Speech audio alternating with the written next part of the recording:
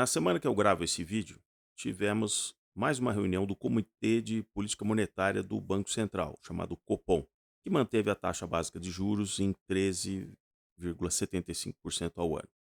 Se você quer saber como o Banco Central está sofrendo um ataque por parte do executivo no Brasil, acompanhe esse vídeo até o final, e esse assunto nos interessa muito.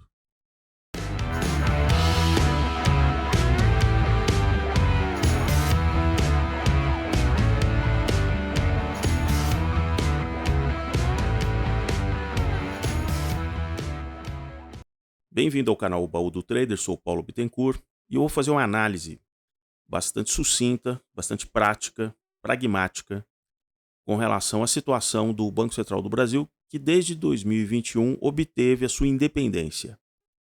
Isso é muito importante porque vários bancos centrais no mundo têm essa prerrogativa de ter uma independência em relação ao governo em curso, porque ele passa a não ser escravo de uma política de governo. Os técnicos, o presidente do Banco Central passa a ter um mandato, aqueles cargos que podem ser escolhidos, e os mandatos não são sincronizados com a eleição presidencial. Isso também acontece nos Estados Unidos. Evidentemente que o presidente em curso, no meio do seu mandato, ele pode ratificar ou não a permanência desse presidente do Banco Central, o convidando. O Alan Greenspan, por exemplo, ficou ali, acho que 12 anos, se não me falha a memória, frente ao Federal Reserve. Acho que foi isso. Acho que foi de 1987 a 1999. E ele passou, então, por vários governos.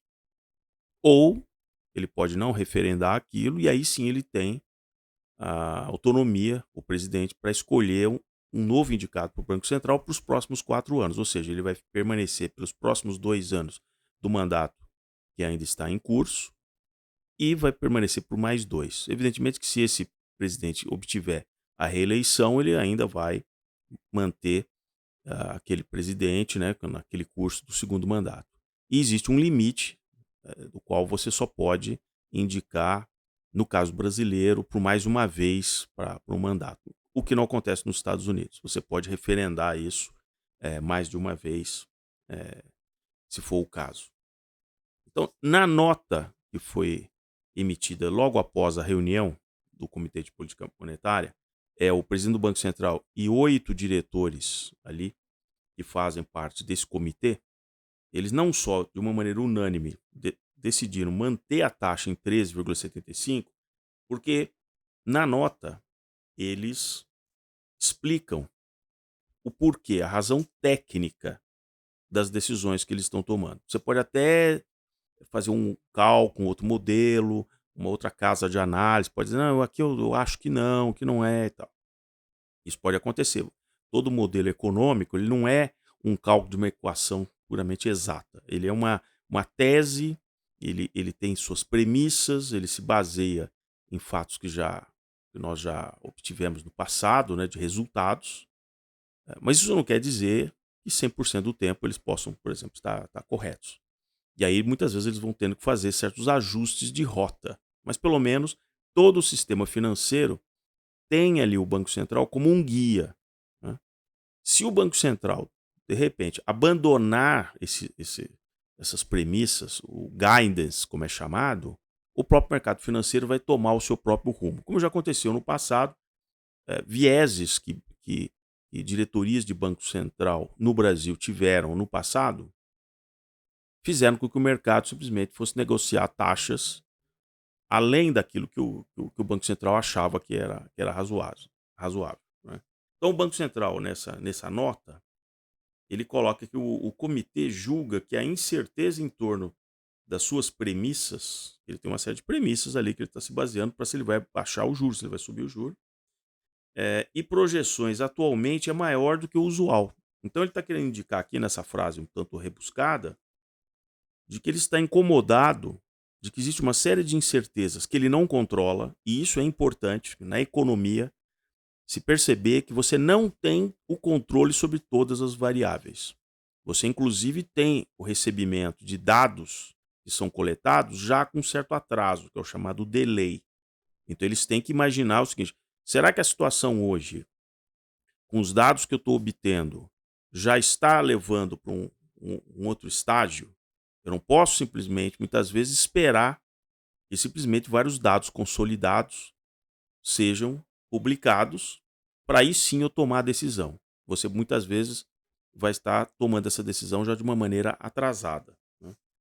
Então a nota ela foi bastante dura no sentido de que eles estão muito atentos a qual será o arcabouço fiscal no governo atual. O Banco Central não cuida de questões fiscais, ou seja, não é ele que molda o orçamento, não é ele que estabelece o quanto de endividamento um governo terá, não é ele que gera aquela peça orçamentária que o Congresso Nacional é obrigado a votar no final do ano, avalizando o que o governo quer fazer no ano seguinte. O Banco Central ele cuida de política monetária. E desde 1999 foi adotado no Brasil um modelo em curso, que é o modelo de metas de inflação. O modelo tem suas limitações, porque não necessariamente aquilo que você projeta é aquilo que vai acontecer na economia real. Mas se pelo menos o Banco Central ele fala de uma maneira coerente de qual é a meta que ele está tentando atingir da inflação futura. Esquece o que passou. A inflação passada não move moinhos. Então a gente tem que olhar a chamada inflação implícita para o próximo período. E esse é o trabalho do Banco Central com a política monetária. Com a política monetária, ele regula o custo do dinheiro na economia. Por pior que sejam muitas vezes as consequências da diminuição da taxa de empregabilidade, da diminuição da atividade econômica, é preferível esse remédio amargo do que você começar a perder parâmetros. Parâmetros, quando eu digo, parâmetros de preços relativos que existem na economia, de todos os insumos para a produção e depois no processo industrial, no processo de transformação, para transformar aquilo num bem, e finalmente aquilo ser vendido. Quando há uma desconfiança de vários agentes nesse processo produtivo, de que o preço pode mudar, ele de repente está comprando uma mercadoria e que de repente na próximo lote essa mercadoria, esse insumo vai estar num preço maior, simplesmente porque o dono do insumo, que produz a matéria-prima, como aconteceu a partir da guerra da Ucrânia. Nós vimos no mundo todo um aumento do preço dos insumos de uma maneira gigante. E aí é o que a gente diz que não foi uma inflação por demanda, não foi uma inflação por excesso de compra, né, dos vários consumidores, né, em todas as escalas, né, seja industriais, pessoa física, indústria, não.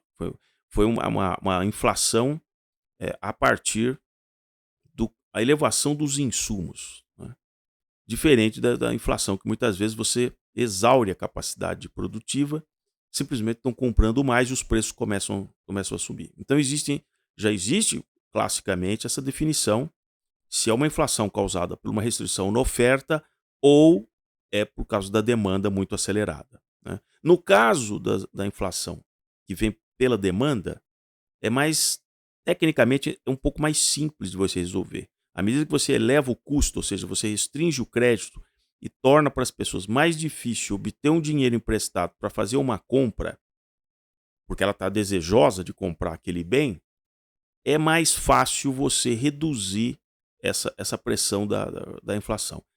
A inflação vinda da oferta, que é o que nós vivemos a partir de 2020, é muito mais complexa. Muito mais complexa, porque não necessariamente com o aumento de juros, no primeiro momento, você controla a inflação. Isso aconteceu com o Banco Central do Brasil, quando ele começou de uma maneira preventiva a elevar a taxa de juros. Passaram 6 meses, 12 meses, 18 meses, e isso não tinha efeito ainda na economia, mesmo porque o juro saiu de um patamar muito baixo. Ele saiu de uma taxa, inclusive, negativa em relação à inflação, porque estava em 2%.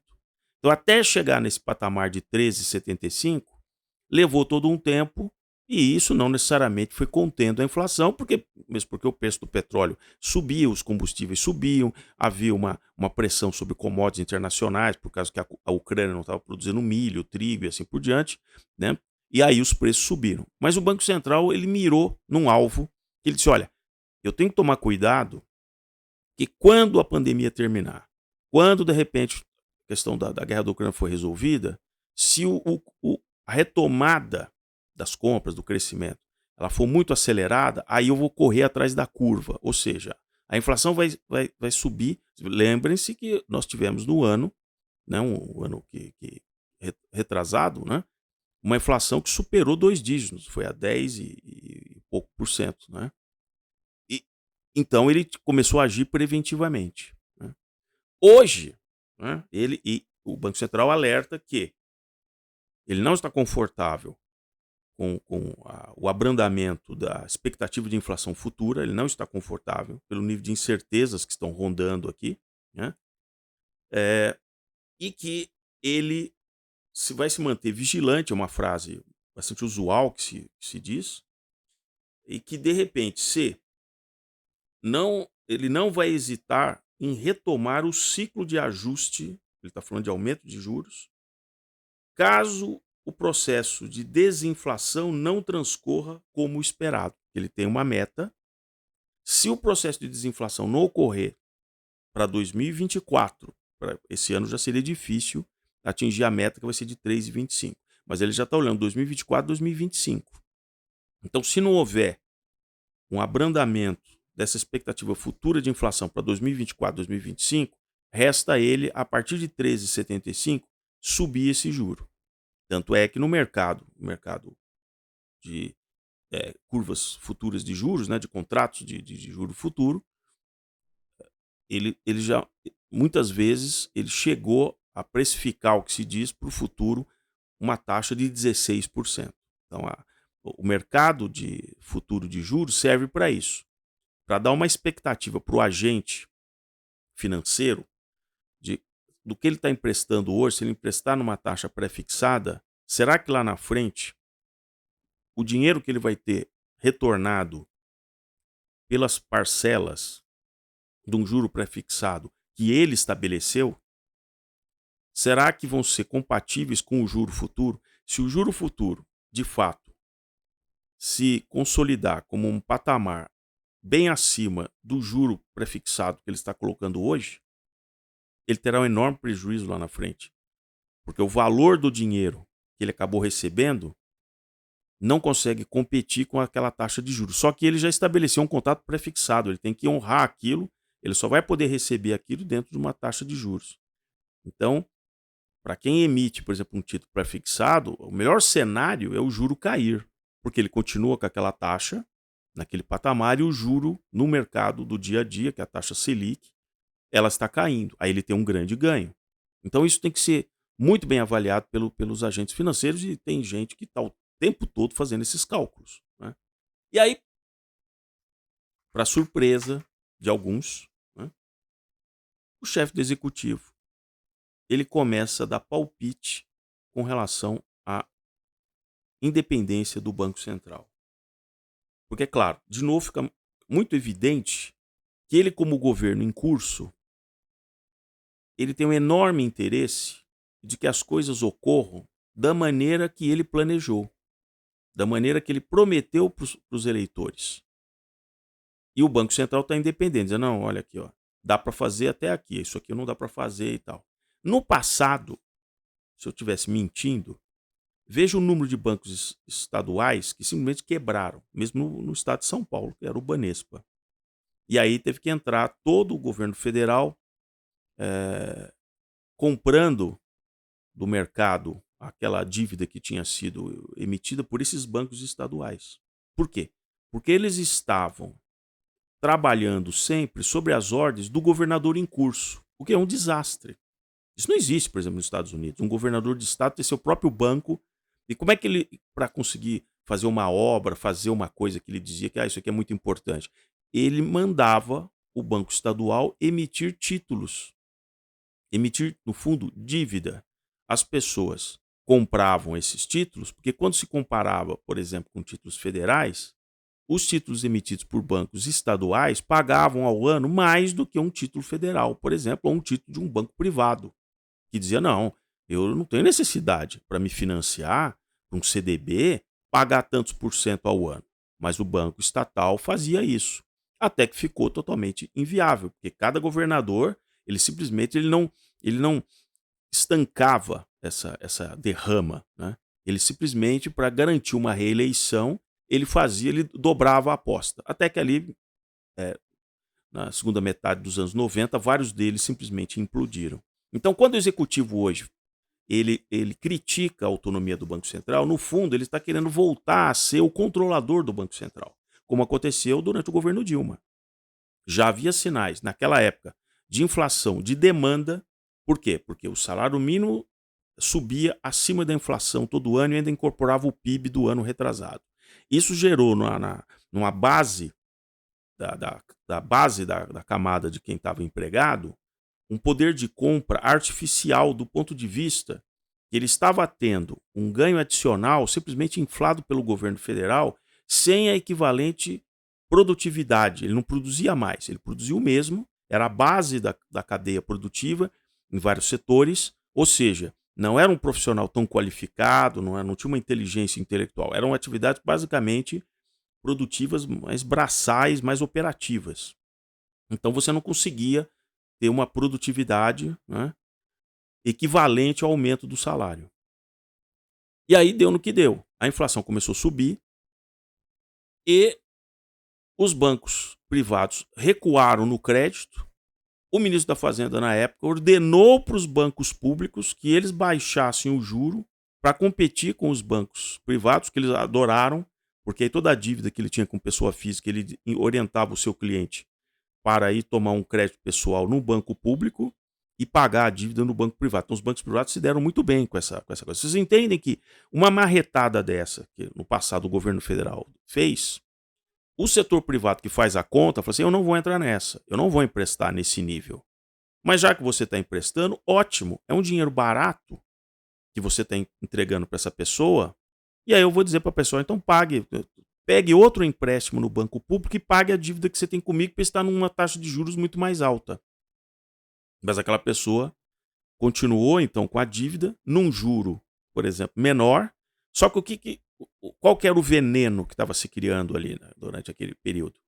As grandes empresas que empregavam milhares de trabalhadores, vendo que já era incapaz de produzir mais e que essas pessoas estavam tremendamente endividadas, porque isso tem dados, né, que são medidos, o nível de endividamento, o nível de inadimplência, as empresas recuaram na produção e aí, a partir de um certo momento, começaram a demitir em massa. E aí não adiantou nada esse dinheiro barato, porque o cara perdeu o emprego, né? Então, foi uma ilusão. Você iludir as pessoas de que não, tome aqui um crédito barato, sendo que o mais importante é você a sua manutenção do emprego, ou seja, que a atividade econômica não tivesse comprometida. Então é muito preocupante que hoje a gente ouça o chefe do executivo, parece que desconhece que, por exemplo, a Dilma, ela orientou o presidente do Banco Central na época a baixar o juro. Baixa o juro. O mercado ficou estupefato, porque ela queria cravar que a taxa de juros ficasse de um dígito. E ele fez. Ele fez. É sabido disso, que ela chamou para uma reunião num domingo à noite, haveria naquela semana a reunião do Comitê de Política Monetária, como houve essa semana, e ela deu uma orientação: olha, baixa a taxa de juros. E, surpreendentemente, a decisão do comitê naquela ocasião foi de baixar o juro. Eles baixaram, né, até um dígito. E foi um desastre. Por quê? Porque, na verdade, só multiplicou o problema da inadimplência, da pessoa se endividando para coisas simplesmente de valor. Automóveis, na época se financiava automóvel, chegou a se financiar até 90 meses. Então, assim, foi um processo que, com a demissão, a gente acabou tendo aqueles 2 anos com o PIB negativo de mais de 3%. Então, o que parece algo muito bacana, gostoso, num certo momento, é um grande veneno, né? Porque o melhor programa social que existe em todo o país é o emprego e a economia indo bem. Então veja algumas frases que eu vou comentar com vocês que são lamentáveis, depois de tudo que a gente já passou. Primeiro, se referia ao presidente do Banco Central como esse cidadão. Foi assim que o chefe do executivo chamou Roberto Campos Neto, que é um cara que tem todo um histórico. Talvez muita gente progressista não goste de que o Neto um dos maiores economistas do Brasil, eu julgo o maior economista que o Brasil já teve, o Roberto Campos. Leiam Lanterna na Popa, acho que vocês vão entender. Podem não gostar de A, de B e de C, eu diria que os três que eu considero os maiores economistas do Brasil, claro, cada um no seu tempo, cada um dentro da sua concepção de modelo econômico, Mário Henrique Simons e Antônio Delfim Neto. Então, esse para mim são a tríade assim, de economistas que, provavelmente, se tivesse feito carreira num outro país, teriam recebido um prêmio Nobel de economia, pelo talento individual de cada um e tal, não fazendo juízo de valor ali onde atuaram, que deu certo, não deu certo, mas como, né? Então, o que eu acho que é ruim é que o presidente ele diz que quero saber do que serviu a independência do Banco Central. Eu vou esperar esse cidadão terminar o mandato, que só termina no final de 2024, daí o incômodo, né? Terminar o mandato dele para fazermos uma avaliação do que significou o Banco Central independente. Quer dizer, de novo, aquela coisa anacrônica, sabe? Né? Vou avaliar o que significou. Olha, é só você corrigir a questão fiscal no Brasil. É só o seu ministro da Fazenda, até agora, não ter apresentado uma âncora fiscal de como é que nós vamos nos endividar, até que nível, qual é o parâmetro que você vai seguir, em vez de você simplesmente arranjar um espantalho que é o Banco Central, né? E aí vai mais. Quando perguntado se ele poderia rever a autonomia do Banco Central, que é uma falácia, quem só poderia rever a autonomia do Banco Central é o Congresso Nacional. Isso passou por uma medida de emenda constitucional, então para fazer isso teria que ter outra PEC para reverter essa decisão. Então não está na caneta de qualquer presidente. Essa que é a beleza do fato do Banco Central estar independente. E aí tem aquela coisa que a pessoa se contradiz, né? Porque diz assim, ao ser perguntado se poderia rever, diz assim, eu acho que pode, mas quero dizer que isso é irrelevante para mim.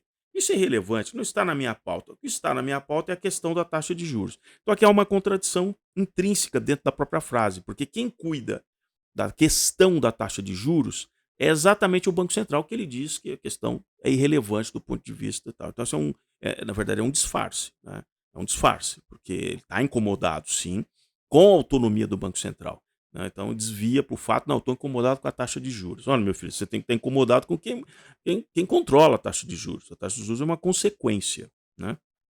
Não é o fim em si, né? E aí, ainda vai além, diz assim, não existe nenhuma razão para a taxa de juros estar em 13,75. Ninguém questiona. Ninguém questiona no mercado financeiro, quem entende, por que a taxa chegou a 13,75. Né? Mas aí vai alguém que tem um viés, né, de interesse, né? Não é isento para falar, não, ninguém justiça. Por quê? Qual é o argumento? O Brasil não está em uma situação em que muitas pessoas estão comprando em excesso. O que tem a ver isso?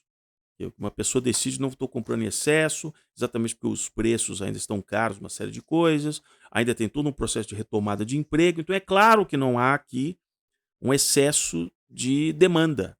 Mas o que tem a ver uma coisa com a outra? Né? Quer dizer, de novo, ligando situações que não têm uma correspondência, mas no discurso, na narrativa, se faz essa ligação, que é uma ligação esdrúxula. E aí tenta, de novo, de uma maneira anacrônica, ou seja, tentar comparar com aqueles primeiros mandatos, né, que vai de 2003 a 2010, no sentido de dizer assim, olha, na época do Meirelles, ele tinha toda a autonomia para fazer a política monetária que ele quisesse fazer. O que, de novo, isso aqui é um sofisma. Por que é um sofisma? Porque o Meirelles ele não teve problema de política monetária nenhuma. Porque a partir de 2003, com o incremento da arrecadação brasileira que vinha dos dólares comprados das commodities brasileiras por China e o resto do mundo, a arrecadação foi tão grande que o Banco Central ele simplesmente não teve trabalho nenhum. Nenhum. Tanto é verdade que depois, quando veio o governo da presidenta Dilma, já tinha passado a questão da crise do subprime, e ela chegou atrasada aqui no Brasil, bateu nos Estados Unidos em 2008, 2009, a partir de 2010 chegou principalmente 2009 para 2010 na Europa e depois veio para o Brasil, porque a coisa foi feita sempre fazendo em cascata, né?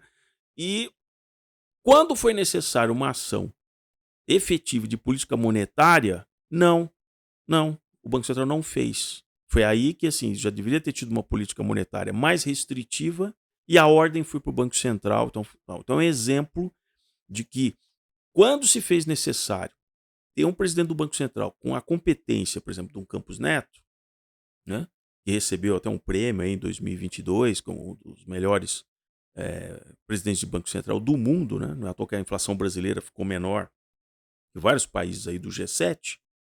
Né? Então, o, foi feito simplesmente uma coisa ao contrário do que deveria ter sido feito. Deveria ter sido feita uma restrição, não, foi feita uma ordem para que o Banco Central, na época, reduzisse o juro, como se isso fosse resolver, como se o crédito fosse resolver.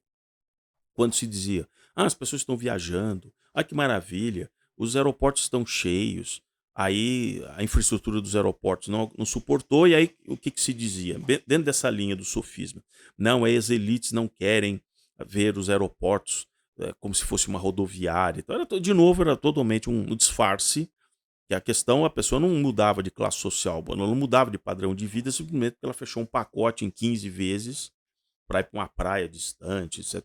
Era justo que a pessoa pudesse viajar, mas não era isso que resolvia o problema das pessoas. De novo, o que resolveria o problema das pessoas no longo prazo é casa própria, instrução, cada vez num nível maior, e empregabilidade. Coisa que nesses anos isso não foi obtido. Então, essa questão da mão da boca para você só aumentar o nível do salário mínimo, não é isso realmente que resolve o problema da pessoa no longo prazo. Pode ser um antídoto ali por um certo período. E aí, finalmente, tem umas frases assim, eh, que, de novo, falando assim, coagindo, por exemplo, presidentes da Câmara e do Senado, que essa é uma outra estratégia de você deixar os outros desconfortáveis, assim, veja se eles, falando do presidente da Câmara e do Senado, veja se eles estão felizes com a atuação do Banco Central. Né? O que está misturando aqui? Né? Eu acho que eles imaginavam que, fazendo o Banco Central autônomo, a economia voltaria a crescer, os juros abaixariam e tudo seria maravilhoso. Então, assim, de novo é uma ligação totalmente, sabe, assim, esdrúxula. Né? A autonomia do Banco Central é uma coisa, ele tem que estar lá com autonomia para tomar uma decisão. Se a economia vai crescer, não vai crescer, então são fatores que não é o Banco Central que controla. A política fiscal não é ele que controla, o comércio internacional, ou o crescimento mundial, uma série de coisas, não é ele que controla. Então, você associar que simplesmente você virar a chave, você veja o sofisma de novo aparecendo aqui. Não, dado que ele está tentando te inocular a seguinte falácia, dado que o Banco Central agora é independente, tudo isso vai acontecer, o que não é verdade. O Banco Central tem que agir muitas vezes como contenção de danos. Ele não vai resolver o problema da economia. A questão econômica tem muito a ver com o espírito empreendedor da iniciativa privada. Então, dado que ele viu que o Banco Central agiu, foi prudente e tal, a decisão de investir é do dono do capital, não é do governo. Não é o governo que decide quantos funcionários as empresas vão contratar. Tanto é que vocês vejam, em dezembro, a iniciativa privada decidiu demitir 431 mil funcionários, como é o CAGED. Apesar de em dezembro ter um número que sazonalmente é maior, mas foi um número muito acima do que foi em dezembro de 2021. E veja, aí para terminar, ah, como temos a meta de 3,25 de inflação, o que se argumenta aqui o chefe do executivo? Estou dizendo que o Brasil não precisava disso. Ele, que é o presidente do Banco Central, quer chegar à inflação no padrão europeu? Sim, sim. Quer chegar, sim, à inflação no padrão europeu e americano. Sim. Não, nós temos que chegar à inflação padrão Brasil. Olha, vejam de novo que o padrão Brasil, quer dizer, todo mundo sabe que a inflação medida, ela é uma média, tem todo um cálculo, mas assim, se você não estabelecer uma média, por que a média no países desenvolvidos é 2%? Porque acima de 3, 4, 5%, na verdade se sabe que em vários segmentos a inflação é muito mais alta do que isso, principalmente para a classe menos favorecida, a inflação é mais alta percentualmente em relação ao poder de compra. Então, o que ele afirma aqui? Uma inflação de 4,5% no Brasil De 4, é de bom tamanho para a economia crescer. Está errado. Está errado, isso é uma falácia. No momento em que se a meta de inflação for para 4,5, todos os agentes financeiros, todos os agentes econômicos vão reajustar seus preços sabendo que, pô, se você está falando de uma média que vai ser 4,5, eu acho que ela pode até ser mais alta. Você não vai conseguir medir no meu segmento. Por exemplo, eu estou no setor de papel e celulose. Não, eu acho que vai ser maior. Eu vou reajustar o preço. Então isso é uma desancoragem das expectativas. Esse é o termo que o Banco Central muitas vezes usa. Há uma desancoragem das expectativas futuras de inflação. De novo, é o governo, qualquer ele, em curso, querendo ele pautar o que ele acha que é bom para ele, sem se sujeitar às regras do mercado. Aí, e para terminar, se coloca assim: o que você faz agora, você faz uma meta que é ilusória. Veja, você acha que o Banco Central ele faz cálculos, tem os modelos. Então ele coloca uma meta ilusória, você não cumpre e por conta disso você fica prejudicando o crescimento do país. É outra grande falácia, é um desserviço que o executivo está prestando ao país e na condução da economia. Quem entende, quem conhece no mercado financeiro, quem já tem uma experiência, vê com isso, fala assim: olha, esse governo, realmente, se ele continuar assim, haverá eh, de volta uma inflação um tanto quanto muito incontrolável. Para essa inflação voltar nos anos seguintes acima de 2 dígitos é muito fácil, porque as pessoas acabam se protegendo e tomando uma decisão e não encarando esse tipo de notícia. Parece que essas pessoas elas estão com a memória como se elas estivessem congeladas em 2003, onde todos os ventos eram favoráveis. Então tudo conduzia para uma situação mais favorável semestre a semestre. O próprio mundo crescia numa taxa ali de 5%. A China crescendo a 2 dígitos. Então é interessante que muito dessa narrativa tenta encaixar a política econômica brasileira e fiscal 20 anos atrás. Bom, se você gostou aqui do vídeo, ficou um pouquinho longo, mas o assunto é bastante complexo. Se inscreva aqui no canal, coloque o joinha, acione o sininho. Vamos para as próximas fases dessa luta econômica e fiscal.